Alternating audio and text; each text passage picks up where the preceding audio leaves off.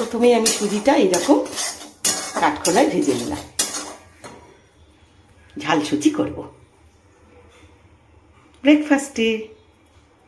এইবারে সাদা তেল গরম করে একটু কাজু ভেজে নিলাম, একটু কিশমিশও ধুয়ে ওর মধ্যে রেখে দিয়েছি। সুজিটা ভেজে নিয়েছি কাঠখোলায়, কাজুটাও ভেজে নিয়েছি, সুজির মধ্যেই রেখে দিয়েছি, আর কিছুটা কিশমিশও ভালো করে ধুয়ে ওর মধ্যে রেখে দিয়েছি।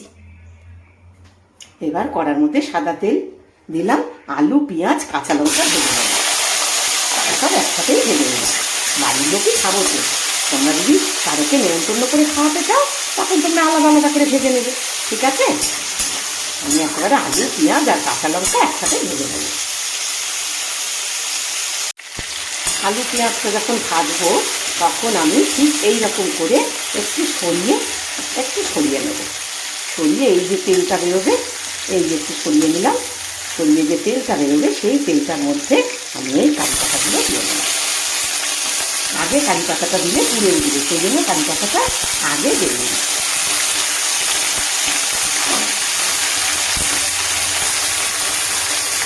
একটুখানি ভাজা ভাজা করে আবার এটার সাথে মিশিয়ে দেবো। এবার এগুলো সব সুন্দর করে ভেজে নিই। ঠিক এইরকম সময় আমি এই সুজিটা দিয়ে দেব, কাজু কিশমিশ সব সুজি টুজি সব সমেত দিয়ে ভালো করে এবার এটাকে নাড়বো, খুব ভালো করে নাড়বো, খুব ভালো করে মেশাবো।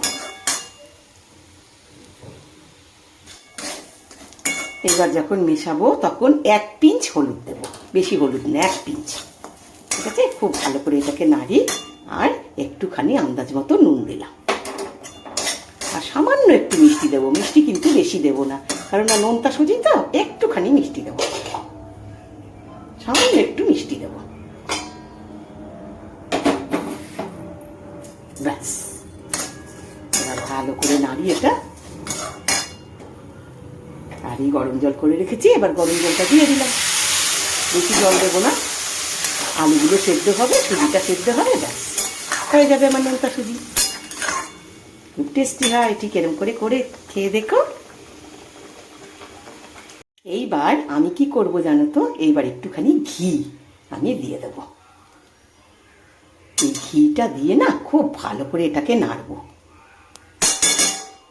একদম ঝরঝরে হয়ে গেছে আমার নোনতা সুজি, এই দেখো কিরকম ঝরঝরে হয়ে গেছে, দেখেছো? তাহলে কমপ্লিট হয়ে গেল আমার নোনতা সুজি।